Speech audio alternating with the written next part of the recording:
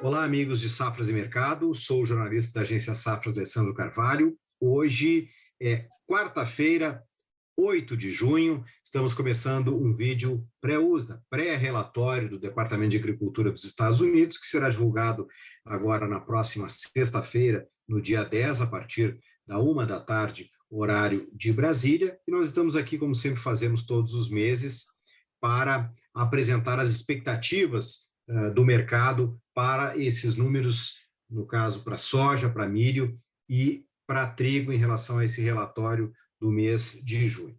Antes de dar boa tarde para o Paulo Molinari e para o Elcio Bento, convido a você que ainda não se inscreveu no nosso canal, que inscreva-se, que ative as notificações para saber dos nossos vídeos atualizados diariamente. Entre em safras.com.br e conheça a plataforma de Safras. Todas as informações para o agronegócio estão lá, cotações, análises de mercado, nossa agência de notícias, todas as informações que você precisa para a sua atividade. Boa tarde, Paulo Molinari, tudo bem? Boa tarde, Alessandro, boa tarde a todos, tudo bem? O Paulo está com um probleminha só no vídeo, mas nós temos o áudio perfeito dele. Elcio Bento, meu amigo, tudo bem, Elcio? Olá, Alessandro, tudo bem? Vamos lá, mais um relatório do departamento. Vou compartilhar aqui a tela para a gente apresentar os dados da expectativa média do mercado, começando com a soja. Neste relatório, o mercado espera que a produção americana 22-23 seja colocada em 126,22 milhões de toneladas. Em maio, no relatório anterior, eram 126,3, praticamente arredondando. Estoques americanos 22-23 de soja, em maio, eram 8,44 milhões de toneladas. O mercado espera uma redução para 8 milhões de toneladas. Os estoques americanos da temporada anterior, 21-22, eram indicados em 6,4 milhões de toneladas em maio, expectativa agora de 5,9. Os estoques globais 22-23 eram indicados em 99,6 milhões de toneladas, o mercado espera um leve ajuste para 99,8. Estoques globais 21-22 eram indicados em 85,2 milhões de toneladas no relatório de maio, agora se esperam 85 milhões de toneladas, um leve ajuste para baixo. A safra brasileira 21-22, indicada em maio em 125 milhões de toneladas, o mercado espera um leve corte para 124,8. Safra da Argentina 21-22 eram em maio 42 milhões de toneladas, o mercado espera agora 42,2 milhões de toneladas. Vamos passar para os números do milho, que aí o Paulo comenta os dois conjuntamente. Estoque, produção americana 22-23, em maio o mercado indicou 367,3 milhões de toneladas, o mercado espera agora o número médio da expectativa do mercado de 366,8 milhões de toneladas. Estoques americanos 22-23 eram 34,5 milhões de toneladas, o mercado espera agora 34 milhões de toneladas. Estoques americanos 21-22 estavam indicados em maio em 36,6, agora o mercado espera um leve ajuste para 36,5. Estoques globais 22-23, 305,1 milhões de toneladas em maio, agora 305, a expectativa média do mercado. Estoques globais 21-22 eram 309,4 milhões de toneladas, agora o mercado espera 308,9 de média. Safra brasileira de milho 21-22, que em maio era colocada em 116 milhões de toneladas, o mercado agora espera 114,6, e na Argentina eram 53 milhões de toneladas que o departamento indicou em maio, agora se espera um ajuste para 52,2 milhões de toneladas. Paulo, contigo aí, tu quer começar com soja ou com milho? Vamos começar com a soja, né? Mudei aqui para soja, beleza. Aí estão os números. Bem, o primeiro detalhe dessas duas estimativas é que o USDA, nesse relatório de junho, ele não mexe nos dados de produção da safra nova. Então, o mercado está querendo alguma coisa que o USDA não vai trazer na sexta-feira, ou seja, uma correção da estimativa da safra 22-23 de soja e também de milho, certo? Ele só vai mexer nesses dados a partir no relatório do dia 10 de julho, após o relatório de área plantada no dia 30 de junho. Tá? Então, só no próximo relatório de oferta e demanda é que o USDA começa a mexer na projeção atual da safra norte-americana. Então, 126,28 vai continuar a estimativa para 22, 23, não tem nada de anormal. Tá? Os estoques, sim, devem ter um corte pela safra velha, 21, 22, porque o acumulado da exportação americana está acima do projetado pelo USDA nesse momento, e essa correção, se o USDA fizer nesse relatório de junho, né, ele deve cortar, sim, um pouco do estoque atual, com efeitos para o estoque da safra nova um pouco menor. Tá?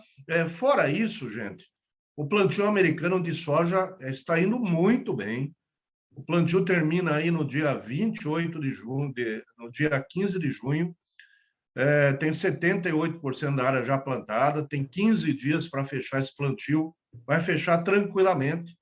Se tem uma lavoura que não tem problema, é a soja. Então, não tem por que projetar, por enquanto, uma safra americana 22, 23 menor do que a já projetada. Tá? Em relação aos estoques globais, são pequenos ajustes normais feitos em todo o relatório.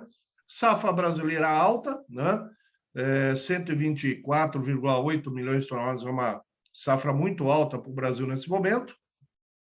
E a safra argentina, o mercado argentino está trabalhando aí com 41 milhões, né? Então é possível, sim, que a surpresa desse relatório não venha por conta de safra americana, de dados americanos, mas por conta de um ajuste para baixo dos dados da safra da América do Sul 21, 22. Ok?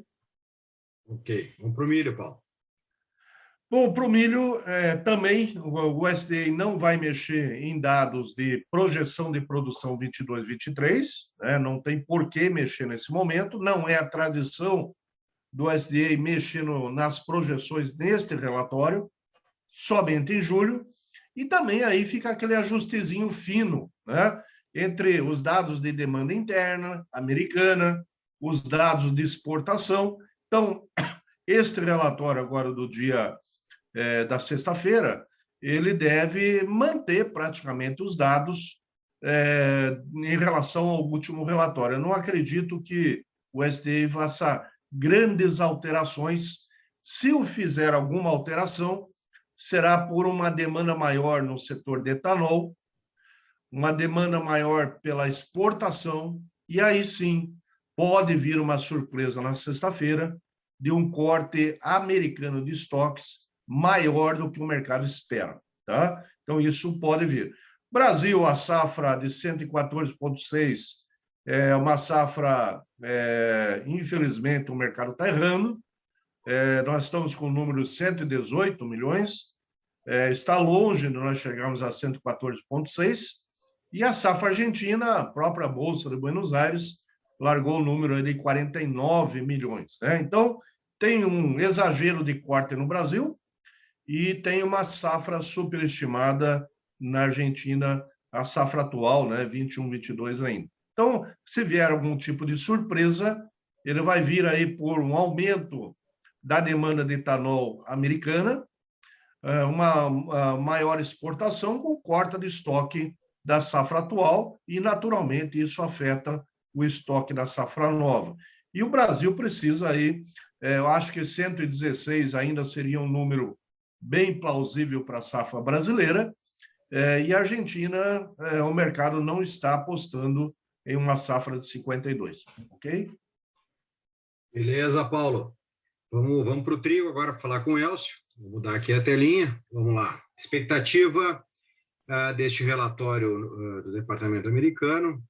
Os estoques americanos 22, 23 eram indicados em maio em 16,85 milhões de toneladas. Agora o mercado, na expectativa média, estima 16,93 milhões para esse relatório. Os estoques safra 2021-22 em maio foram indicados em 17,8.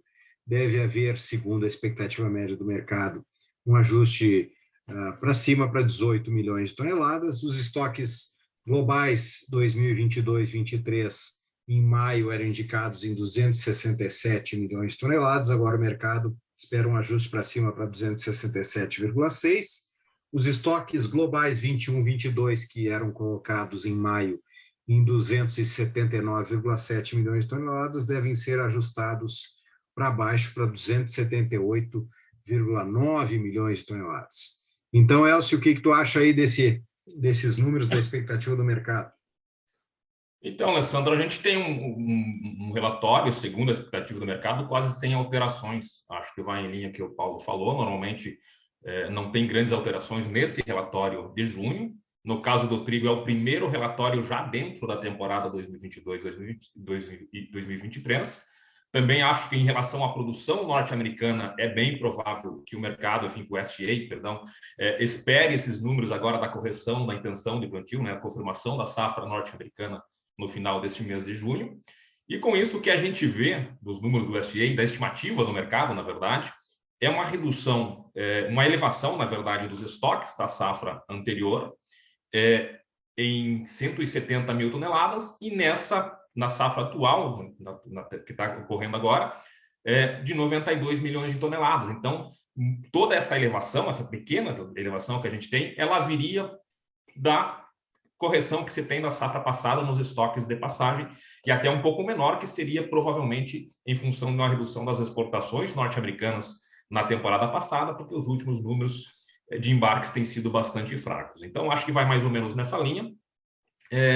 Nós temos condições de lavouras bastante complicadas nos Estados Unidos na safra de inverno, que é quase 70% do total da produção, mas que também devem ser reajustados só no próximo relatório. Agora, em termos globais, também o USDA trabalha com a produção estoques praticamente estabilizados em relação ao relatório, o primeiro relatório, né, que foi divulgado, mas bastante abaixo dos da temporada anterior, em função, basicamente, da grande redução que o USDA espera para o mercado ucraniano, a safra ucraniana, na verdade. Então, acho que os pontos de atenção para o quadro global são os números da Ucrânia. Existe a expectativa da liberação ou não de um corredor humanitário para escoamento de grãos que estão dentro da Ucrânia, e o total de grão de trigo, na verdade, que ficou represado dentro da Ucrânia, é entre 4 e 5 milhões de toneladas, que sairiam daqueles estoques de passagens que ficaram mais elevados para elevar as exportações da próxima temporada, que já são bem menores em função da queda da produção. Então, esses números que o USDA vai jogar. Outro fator interessante é a questão da safra indiana, que suspendeu recentemente as exportações em função de efeitos climáticos, numa lavoura que lá já é colhida um pouquinho antes, então a gente já pode ter alguma correção dentro dos números globais. Eu acho que vai bastante por esse lado, e ainda, se a gente pensar no lado da demanda, é bem possível que nós tenhamos, em função da manutenção dos preços do trigo bastante elevados, algum recuo do consumo de trigo para a ração animal. Acho que vem mais ou menos nessa linha. Em termos globais, principalmente, pode ser que a gente tenha alguma surpresa em relação a esse conservadorismo que a gente vê nas projeções do mercado. Valeu, Elcio. Vou tirar o compartilhamento aqui para a gente fazer uma rodadinha só para comentar um pouquinho sobre o comportamento da Bolsa de Chicago para soja, para milho e para trigo. Temos o contrato, neste momento, julho, da soja em grão, faltando um tempinho ainda para o fechamento. Julho operando a 17,41 e 1/4 por bushel, com uma alta de 0,7%. O que tu está vendo do comportamento no mercado de soja em Chicago, Paulo? Como é que está vendo esses últimos dias aí, essa expectativa aí para esse relatório? Agora o mercado começa a se posicionar. O mercado não deve ter grandes mudanças também. O mercado de junho é um mercado complicado, porque ele é o fechamento do plantio, e aí criou esse ambiente dos 94% da área plantada até o dia 30, né? Criou um ambiente de repente, o milho pode não fechar toda a área prevista, plantada, e passar um pouco de área para a soja. Esse é o primeiro ponto. Aí temos o relatório de oferta e demanda agora, na sexta-feira, e temos o relatório de área plantada no dia 30 de junho. Então, é um mês pesado, né? Além dos fatores de clima e normais. E, além disso, o mercado criou uma expectativa com o julho e agosto, com o verão americano, um verão com altas temperaturas em todo o meio oeste. Então, as previsões climáticas estão vindo com boas chuvas, mas também estão vindo com temperaturas talvez recordes no meio oeste. E isso vai pegar aí o milho na polinização, a soja na floração, né? E isso gera aquele movimento de todo ano, né? Especulativo em cima de clima, expectativa em cima do que pode ocorrer com a safra americana. Uma safra americana difícil, ela não pode ter problema em função da conjuntura mundial, né? E por isso que o mercado vai precificando, vai colocando aí um prêmio de clima em cima dos preços de Chicago, deixando ele aí perto das máximas históricas, até pelo menos que essa safra americana se confirme lá no mês de setembro. Interessante, né, Paulo, que tanto na soja quanto no milho aqui na tela na Bolsa de Chicago, a diferença bem grande aí do contrato mais próximo para os demais, né? A soja, no caso, julho, 17,43, aí já tem agosto a 16,64, aí setembro, 15,88. Falando agora do milho, Paulo, ó, julho 7,63 com uma alta de 0,8%. O milho está bem misto, aí uns contratos em alta, outros em baixo. E aí já vem depois os contratos seguintes em patamares bem mais baixos, né, Paulo? Como é que está vendo aí? Sim, é a sazonalidade da colheita americana, né? Sim. Então, setembro começa Vai a entrar a colheita safra americana do pressiona. milho, começa a colheita do milho em setembro, então, por menor que seja a área, vem aí 360, 370 milhões de toneladas em 60 Normal. dias no mercado americano, pressiona qualquer preço, né? E a soja ainda tem uma grande projeção aí de uma safra recorde. Talvez a safra de soja fique bem acima das 126 milhões de toneladas, se o clima, é claro, for bem em julho e agosto. Então, o mercado vai precificando a curva da colheita, né? Isso é normal, todo ano acontece, só que esse ano ela está mais íngreme, vamos dizer assim, mais acentuada, porque os preços estão nas máximas históricas nesse momento e está torcendo, né? Todo mundo rezando para que a safra americana venha cheia e não tenha o caos de abastecimento global em 22, 23. Então, o mercado vai precificando na medida que o plantio vai ocorrendo, o clima vai andando bem, ele vai precificando a safra nova com patamares mais baixos que os atuais. Mas no caso da soja me parece bem mais acentuado, né? Porque se espera aí essa colheita mais forte, né? Em função da safra americana que tem nesse recorde, né? Claro. E do estoque, da posição do estoque americano, né? Um estoque de 6 subindo para 8 ou mais, já inverte, essa curva já é mais pressionada para frente. E se você olhar o estoque do milho da safra nova, tudo dando certo, ele vai ser menor que o estoque da safra velha. Então, enquanto a soja aumenta estoque, o milho cai estoque, mesmo com safra cheia. Então, por isso que a curva do milho ela está menos acentuada na baixa, sinalizando aí todo 2023 ainda um preço alto, né? Só que ainda vem a colheita, né? Ainda tem 60 dias de clima, tem muita coisa aí para a gente definir ainda nessas próximas semanas. Excelente, Paulo, excelente. Elcio, olha aqui ó, o trigo para julho, mercado a 10,73 com alta pequena de 0,2%. Olha, diante do que a gente vem vendo ultimamente, oscilando pouquinho, apesar de bem volátil, né? Entre mínima e máxima hoje, nossa, foi a 10,61 na mínima e a 10,89 na máxima, Elcio. Mas no momento está perto do 0 a 0. Pois é, Alessandro. A volatilidade é o nome do mercado de trigo desde que começou a guerra na Ucrânia. A gente viu naquele início de março as cotações chegando no contrato spot até $14 por bushel. Depois teve uma acomodação. Mais recentemente, no início da segunda quinzena de maio, as cotações voltaram a atingir aqueles patamares lá de março. Agora, porque o mercado ainda carregava o risco de guerra. E teve a notícia de que a Índia suspendeu exportações. Então, o mercado está subindo muito. Semana passada, caiu mais de 10%, especialmente em função da possibilidade do retorno da Ucrânia às exportações, uma complicada, mais possível liberação no canal humanitário para essas exportações, e o mercado vem trabalhando altamente volátil. A gente tem cotações, a gente vê cotações de 1%, que normalmente, de um dia para o outro, a gente é uma cotação que, historicamente, é uma cotação bastante elevada, hoje a gente tem visto 4%, 5%, então isso dá bem a cara do mercado de trigo, que está muito volátil.